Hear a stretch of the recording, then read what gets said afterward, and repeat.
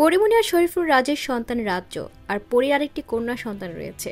সে কন্যা সন্তানটি কোত্থেকে এলো, কোথায় পেয়েছে, কিভাবে হঠাৎ করে কন্যা সন্তানের মা হয়েছেন পরিমণি, এইসব নিয়ে অনেক প্রশ্ন থেকেছিল অনেকের কাছে। পরিমণি সেটার উত্তর দিয়েছিলেন, বলেছিলেন পরিমণি তার কন্যা সন্তান প্রিয়মকে দত্তক নেননি। কিন্তু এবার সামনে আসলো আরেক তথ্য, পরিমণি তার কন্যা সন্তান প্রিয়মকে দত্তক নেননি। তাহলে কিভাবে প্রিয়ম তার জীবনে আসলো? সকলের মনে প্রশ্নটি দীর্ঘদিন যাবৎ ঘুরপাক খাচ্ছিল। এবার তাই খোলাসা করলেন পরিমণি। তিনি বলেন, আমি আমার মেয়েকে নিতে চাইনি, আসলে ও আমার জীবনে এসেছে।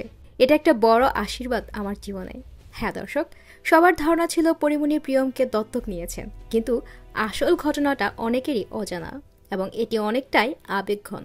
জানা যায় প্রিয়ম এক গরিব মায়ের সন্তান। প্রিয়মের মা নিজে তার রত্নকে পরিমণির হাতে তুলে দিয়েছে, তাও আবার সারা জীবনের জন্য। হ্যাঁ দর্শক, আমরা সকলেই জানতে চেয়েছিলাম পরিমণি কোথায় থেকে তার মেয়েকে খুঁজে পেয়েছিলেন, কিভাবে বা পেয়েছিলেন, কিভাবে এই পরিমণি দত্তক নেওয়ার সিদ্ধান্ত নিয়েছিলেন।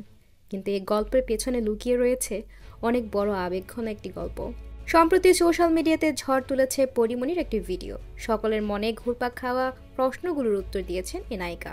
স্পষ্টভাবে জানিয়েছেন তিনি প্রিয়মকে দত্তক দেননি, বরং তার কাছে বাচ্চাটিকে রেখে যাওয়া হয়েছে।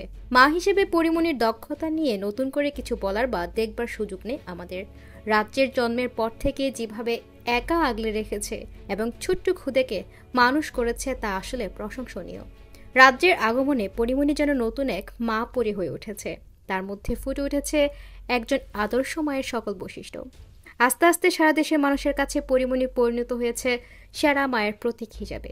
তার মমতা, ত্যাগ ও ভালোবাসা অনুপ্রাণিত করে অসংখ্য মানুষকে।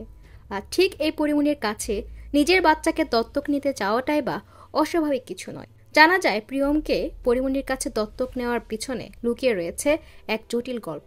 এই জটিলতার কারণে প্রিয়মের আসল বাবা মা বাধ্য হয়েছিলেন তাদের রক্তের সন্তানকে অন্যের হাতে চিরকালের মতো তুলে দিতে।